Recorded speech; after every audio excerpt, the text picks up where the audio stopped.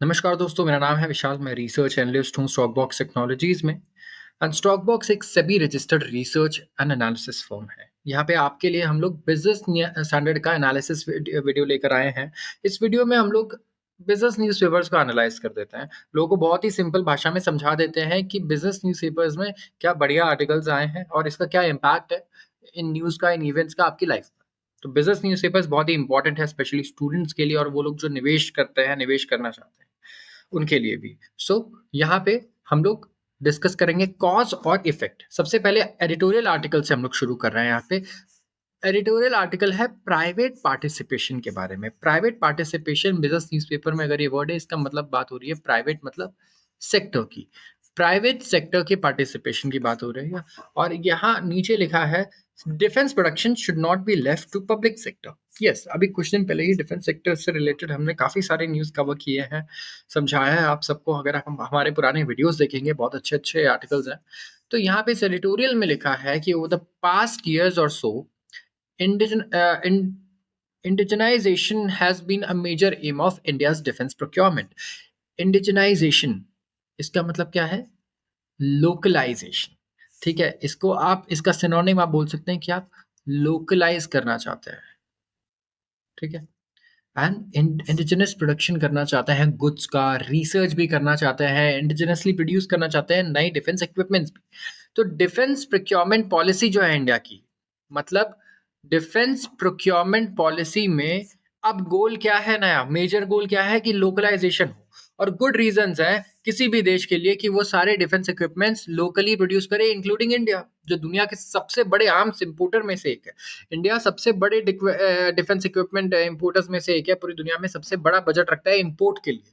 तो अगर खुद से बनाए तो हमें फायदा हो। तो इम्पॉर्टेंट है कि यहाँ पे हम लोग ऑफ कोर्स जितने वेपन्स हैं, एसेंशियल वेपन प्लेटफॉर्म्स हैं, इन सबको अपने कंट्रोल में रखें, मटेरियल को भी कंट्रोल में रखें, ताकि किसी दूसरे के दबाव में ना आना पड़े, है कि नहीं। और कुछ हमारा लेट से कोई कॉन्फ्लिक्ट भी होता है तो दूसरी कंट्रीज के पास ना जाना पड़े कि हमारे पास बुलेट्स खत्म हो गए, हमें बुलेट्स दे दो, लड़ाई के लिए गन्स नहीं है अच्छे, लड़ाई के लिए टैंक्स नहीं है। तो ये सारी चीजें बहुत ज्यादा परेशान करती है और हमें दूसरों के प्रेशर में भी आना पड़ता है। तो reducing the amount of foreign exchanges spent on arms and armaments is typically another desirable outcome. Yes, foreign exchange भी हमारा बहुत अच्छा खासा लग जाता है इन चीज़ों पर। तो बहुत सारे बेनिफिट्स हैं कि हम लोग इंडिजनाइजेशन करें, लोकलाइजेशन करें डिफेंस का, डिफेंस प्रोक्योरमेंट, प्रोडक्शन, सारी चीज़ें। लेकिन यहाँ पे जो रीसेंट फिगर्स आया ना, यहाँ पे एक परेशानी है मिनिस्ट्री ऑफ डिफेंस के। इनका ये कहना है कि जो डिजायर्ड एक्सटेंट है ना, वहां तक नहीं हो रहा जहां तक एक्सपेक्टेशन है, जहां तक हम करना चाहते हैं। और ये है क्या? प्राइवेट कंपनीज का पार्टिसिपेशन। अगर डिफेंस मिनिस्ट्री की बात सुने आप, तो इंडिया का जो डोमेस्टिक प्रोडक्शन है, डिफेंस प्रोडक्शन, वो अभी 1 ट्रिलियन के ऊपर जा चुका है 2 फाइनेंशियल ईयर में। ठीक है, लगातार। एंड जो शेयर है प्राइवेट सेक्टर का, वो करीब मान लीजिए 25% के करीब है, अबाउट अ क्वार्टर। और ये सेम है पिछले साल भी, इस साल भी, 17-18 से लेके अभी तक सेम है। तो कई लोगों ने नोट किया ये कि प्राइवेट कंपनी जैसे कि एल उन्होंने एक्सपैंड किया अपना defence business, as of late काफी बढ़ाया है। लेकिन डेटा ये दिखा रहा है कि ये जो एक्सपेंशन है ना बाय प्राइवेट सेक्टर, ये सिर्फ इतना ही है कि अपना शेयर मेंटेन कर पा रहे हैं आउटपुट में। ठीक है, इनका शेयर बढ़ नहीं रहा है ओवरऑल डिफेंस आउटपुट में। मान लीजिए 100 रुपए का डिफेंस आउटपुट प्रोड्यूस हो रहा है, तो ये 25% पे ही फिक्स है, 25 रुपए इनके फिक्स है 2017-18 से। तो ये बढ़ने चाहिए, राइट। इनका तो इन्वेस्टमेंट अच्छा खासा होना चाहिए। यहाँ पे जो वास्ट मेजोरिटी है डिफेंस आउटपुट का, वो कंटिन्यूड आ रहा है कहाँ से? डिफेंस की जो पब्लिक सेक्टर कंपनीज है वहां से। एंड ऐसा नहीं है कि इनके पास ही सिर्फ कैपेबिलिटी है, ठीक है, इंडिया को वैल्यू चेन में ऊपर ले के जाने के लिए, इन हाउस इनोवेशन के लिए। तो मेक इन इंडिया का एस्पिरेशन है, लेकिन मेक इन पब्लिक सेक्टर एक रियलिटी बन चुका है यहाँ पे, जब आप डिफेंस की बात करें तो इम्पॉर्टेंट है कि रिकग्नाइज किया जाए जहां पे गवर्नमेंट, ठीक है, might need to change things, government को चीजें बदलनी पड़े अगर हम सही में लोकलाइजेशन चाहते हैं प्राइवेट सेक्टर के थ्रू और इंडिजनाइजेशन चाहते हैं। हमें नई पॉलिसीज लानी होंगी या करंट पॉलिसीज में ट्वीक्स करनी होंगी और बात करना होगा सेक्टर से, प्राइवेट सेक्टर से, कि क्या ऐसा प्रॉब्लम है कि लोग अभी प्राइवेट कंपनीज अपना शेयर नहीं इंक्रीज कर पा रही है। एंड अगर टेक्नोलॉजी ट्रांसफर भी करना पड़े तो गवर्नमेंट को करना चाहिए प्राइवेट कंपनीज को। और गवर्नमेंट यहाँ पे क्लियर गाइडलाइंस अगर इशू कर दे, ठीक है, जो रीजनेबल हो, रियलिस्टिक हो, और जहाँ कमिटमेंट टू बाय भी हो, तो ऑफ कोर्स प्राइवेट कंपनीज यहाँ पे they will be happy to make big investments in the sector, क्योंकि जहाँ पे ट्रस्ट है कि इन्वेस्टमेंट हमारा वेस्ट नहीं होगा जो हम इन्वेस्टमेंट कर रहे हैं, तो कंपनी जरूर इन्वेस्ट करेंगी। लेकिन ये ट्रस्ट नहीं है। अगर मैं आपको सही बताऊं तो देखिए, इस आर्टिकल में भी लिखा है कि ये ट्रस्ट कहीं ना कहीं इंडिया में भी लैक कर रहा है, कि कहीं इनका इन्वेस्टमेंट वेस्ट ना हो जाए। तो ना, एक ऐसा बिजनेस है ये जहां पे एक सिंगल बिग बिग कस्टमर है। कौन है?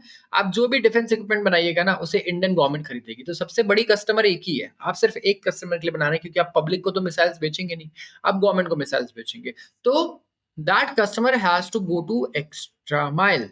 उस कस्टमर को एक्स्ट्रा माइल जाना होगा इंश्योर करने के लिए कि वो एक रिलायबल परचेजर की तरह दिखे, ठीक है, जो चाहता है कि आप वो इक्विपमेंट्स बनाओ।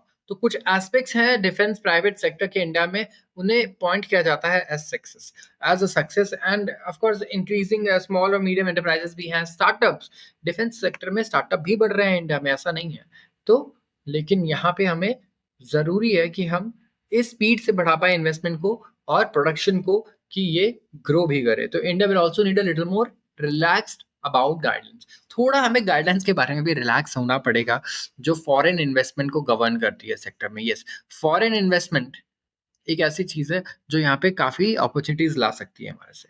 तो जैसे कि at least one project with 100% foreign ownership, अगर गवर्नमेंट ये कर पाए। For the Swedish Carl Gustav rifle concerns about was permitted last year. Other possibilities are languishing because of competing concerns about technology transfer. अब देखिए इशू क्या है, कि government भी ऐसा नहीं कि नहीं लाना चाहती फॉरेन इन्वेस्टमेंट्स। अभी एक 100% फॉरेन ओनरशिप का प्रोजेक्ट था, ठीक है, स्वीडिश के कार्ल गुस्टेफ राइफल के लिए परमिट किया गया। दूसरी पॉसिबिलिटीज भी हैं, लेकिन गवर्नमेंट को ये भी देखना होता है कि टेक्नोलॉजी ट्रांसफर हो रहा है, सबसे पहले इंडिया में आ रहा है नहीं, और इंडिया से बाहर तो कहीं नहीं जा रहा। तो यहाँ पे काफ़ी चीज़ें गवर्नमेंट को भी सोचनी पड़ती है, तो जिसकी वजह से यहाँ पे थोड़ा हमें दिखा है कि ओवरड्यू रहा है ओवरऑल पॉलिसी चेंजेस में। मोतीलाल ओसवाल म्यूचुअल फंड ने जोमैटो के शेयर्स बेचे हैं for 646 crore. Motilal Oswal mutual fund काफी फेमस म्यूचुअल फंड है, और इन्होंने डाइवेस्ट किए हैं अपने स्टेक कौन सी कंपनी में? जोमैटो में, फूड डिलीवरी एग्रीगेटर जोमैटो में। और इन्होंने ये शेयर्स बेचे हैं कितने के? 646 करोड़ के थ्रू ओपन मार्केट ट्रांजैक्शन। तो according to the block deal data available on the national stock exchange, इन्होंने कितना सेल किया? 2.84 करोड़ शेयर्स, मतलब 0.3% स्टेक था इनका गुरुग्राम बेस्ड जोमैटो में। और shares they were disposed of at an average price of 226.85 per share. तो ट्रांजैक्शन वैल्यू हुई 645.84 करोड़। तो Axis mutual fund, BNP Paribas arbitrage and Citi global markets Mauritius, Goldman सैक्स, मैथ्यूज एशिया, मॉर्गन स्टैनली और Optimus capital management and Polar capital, ये वो है जिन लोगों ने जोमैटो के शेयर खरीदे। तो आप अभी भी देखिए जोमैटो के शेयर्स कितने सारे फंड्स ने खरीदे, ठीक है। ये बायर्स हैं, एक्सिस म्यूचुअल फंड हो गया, बीएनपी पैरिबा आर्बिट्राज हो गया, और सिटी ग्रुप हो गया, गोल्डमैन सैक्स हो गया, मैथ्यू हो गया। बहुत सारे इंटरनेशनल फर्म्स हैं जो अभी भी जोमैटो के शेयर्स खरीद रहे हैं। तो defence ministry notifies fifth indigenisation list. Yes, तो अभी हम लोग डिफेंस मिनिस्ट्री के बारे में बात कर रहे थे, तो यहाँ पे एक और आर्टिकल आया है डिफेंस के बारे में, जहाँ पे हम एम कर रहे हैं ऑफ कोर्स आत्मनिर्भरता और self reliance in defence production and import को कम करना चाहते हैं डिफेंस पब्लिक सेक्टर अंडरटेकिंग्स के। तो मिनिस्ट्री ऑफ डिफेंस ने एक फिफ्थ पॉजिटिव इंडिजनाइजेशन लिस्ट निकाली है, ठीक है। इस लिस्ट के बारे में मैं आपको थोड़ा इंट्रोडक्शन दूंगा कि क्या ये लिस्ट है और क्या इसका काम है, और ऐसे टाइम पर आ रही है बजट से पहले। सो लेट्स सी कि इस आर्टिकल में क्या इंपॉर्टेंट है। करीब 346 आइटम्स की लिस्ट निकाली है, ठीक है इन्होंने, और ये है fifth positive indigenisation list. Positive indigenisation list मतलब PIL। तो मिनिस्ट्री ऑफ डिफेंस MOD ने ऑर्डर किया है कि ये आइटम सिर्फ इंडियन इंडस्ट्री से ही प्रोक्योर किए जाएंगे after timelines of indigenisation as indicated in the list available on MOD's Srijan portal. क्या कर रही है मिनिस्टर ऑफ डिफेंस? वो बोल रही है कि ये जो हथियार है ना, ये हम सिर्फ इंडियन कंपनी से लेंगे, तो तभी हम खरीदेंगे जब कोई इंडियन कंपनी लोकली इसे इंडिया में बनाएगी। तो ये भी एक बहुत अच्छी पॉलिसी है, और इस लिस्ट में 350 आइटम्स लिस्ट किए गए हैं। तो कितनी अच्छी बात है कि गवर्नमेंट जो सबसे बड़ी कस्टमर है और इकलौती कस्टमर है डिफेंस सेक्टर में, वो कह रही है कि हम सिर्फ इंडियन कंपनी से ही ये इक्विपमेंट्स खरीदेंगे। और इससे फायदा क्या होगा कि जो भी कंपनीज इक्विपमेंट बना रही है ना, अब वो बिल्कुल टेंशन फ्री रहेंगी कि इनको किसी और से compete नहीं करना है अगर वो फॉरेन प्लेयर है, उनको सिर्फ इंडियन कंपनी से ही compete करना होगा। तो पीआईएल जो है ये एक्सपेक्टेड है कि अश्योरेंस प्रोवाइड करेगा डोमेस्टिक डिफेंस इंडस्ट्री को, जिन्होंने फ्रीक्वेंटली बर्न किया है अपने फिंगर्स को by expending the money effort on developing defence product. अब देखिए यहाँ पे अश्योरेंस मिलेगा, जैसे कि हमने कहा अगर आपका कस्टमर भी आपको बोल दे कि भाई ये चीजें मैं सिर्फ इंडियन बायर से लूंगा, आपको पता है जहाँ ग्लोबल कंपटीशन है, तो आप भी बहुत खुश होगे, राइट? तो इंडियन कंपनीज भी आप काफी खुश हैं यहाँ पे। तो यहाँ पे ये प्रमोट करेगा इंडिजनाइजेशन। बट ऑफकोर्स हमने जो प्रॉब्लम ऊपर डिस्कस किया वो ये नहीं था कि इंडिया में नहीं प्रोड्यूस हो रहा है, प्रॉब्लम ये था कि जो गुड्स प्रोड्यूस हो रहे हैं वहाँ प्राइवेट सेक्टर्स का पार्टिसिपेशन कम और गवर्नमेंट का ज्यादा है। तो इनका एम है, इनका ये कहना है कि डिफेंस इंडस्ट्री को हम लोग अप्राइज करें, बढ़ावा दें। यस, एंड हम भी ये चाहते हैं कि इंडिया में डिफेंस इंडस्ट्री और ग्रो करे about the anticipated requirements of arm forces, तो ताकि ये बेटर प्रिपेयर्ड रहें, ठीक है, एंड बेटर यहाँ पे हमारे प्रोडक्शन भी हो। ऑफ कोर्स हमारे प्रोडक्शन टारगेट्स भी हैं कि हम इतने करोड़, इतने हजार करोड़ के प्रोडक्शन टारगेट्स हमने रखे हुए हैं कि हमें अचीव करना है इंडिया में। तो डीपीएसयूज, ठीक है, defence public sector units, DPSU बोलते हैं हमें, ये in a fifth PIL include किया गया है। इसमें HAL, Hindustan aeronautics limited, Bharat electronics limited BL, BDL, Bharat B Earth movers limited BEML, ये सारी कंपनीज हैं जो यहाँ रहेंगी। India Optel limited, Mazagon dock ship builders, Garden Reach, Hindustan shipyard, तो काफी सारी यहाँ पे कंपनीज हैं हमें दिख रहा है जो यहाँ पे ऑफ कोर्स इससे बेनिफिट लेंगी। तो आते हैं अगले आर्टिकल पर। IMF lifts India's FY25 growth forecast to 7%. IMF, international monetary fund, इन्होंने क्या किया है, इन्होंने लिफ्ट किया है इंडिया के ग्रोथ फोरकास्ट को। इनका ये कहना है कि जो फाइनेंशियल ईयर 2025 का ग्रोथ फोरकास्ट हम प्रेडिक्ट कर रहे थे इंडिया के लिए पहले, ये उससे बेटर होगा। और यस, तो ये और ज्यादा पॉजिटिव है अब इंडिया के ग्रोथ को लेके, और इनका कहना है कि 20 बेसिस पॉइंट और ज्यादा एक्सपेक्टेशंस है टू 7%, 7% की ग्रोथ एक्सपेक्टेड है, एक्सपेक्टेशंस है जीडीपी को लेके। प्राइवेट कंजम्पशन बढ़ेगा, प्राइवेट कंजम्पशन मतलब जो हम लोग जनता, नॉर्मल जनता कंज्यूम कर रही है, खरीदारी कर रही है, स्पेशली रूरल एरियाज में, इनका कहना है मतलब नॉन अर्बन एरिया, शहर के अलावा जो जगहें हैं वहां पर ज्यादा बढ़ेगा। जो फोरकास्ट है for growth in India has been revised upward, ये तो होते ही जा रहा है लगातार, हम 3-4 साल से देख रहे हैं कि किस तरीके से इंडिया के जो ग्रोथ फोरकास्ट है वो और ज्यादा ऊपर बढ़े जा रहे हैं। एंड 2025-26 में आईएमएफ एक्सपेक्ट करती है कि ग्रोथ थोड़ा स्लो हो गया, 6.5% होगा, ठीक है, जैसा कि प्रोजेक्ट किया गया था in its April world economic report में। तो यहाँ पे आप देखिए जीडीपी 8.2% से बढ़ा है इन 2023-24, जो 7% से ज्यादा था, added by greater than expected expansion of 7.8% in fourth quarter। तो ओवरऑल हम एस्टिमेट्स को हमेशा बीट किए जा रहे हैं, लेकिन आप देखिए सबके एस्टिमेट्स क्या है, इंडिया को लेके बाकी के एस्टिमेट्स क्या है। आईएमएफ पहले कितना बोल रहा था, अर्लियर 6.8, अब बोल रहा है 7। वर्ल्ड बैंक पहले 6.6 था, अभी भी 6.6 है। फिच रेटिंग्स ये 7 बोल रही थी, अब 7.2 प्रेडिक्ट कर रही है। एशियन डेवलपमेंट बैंक 6.7 बोल रहा था, अब 7 बोल रहा है। ओईसीडी यहाँ पे 6.2 बोल रहा था, अब 6.6। आरबीआई 7 बोल रहा था, अब 7.2, एंड एसबीआई 7 बोल रहा था, अब 8 बोल रहा है। स्टैंडर्ड चार्टर्ड बैंक ने 6.3 प्रेडिक्ट किया था और अब कह रहा है 7%।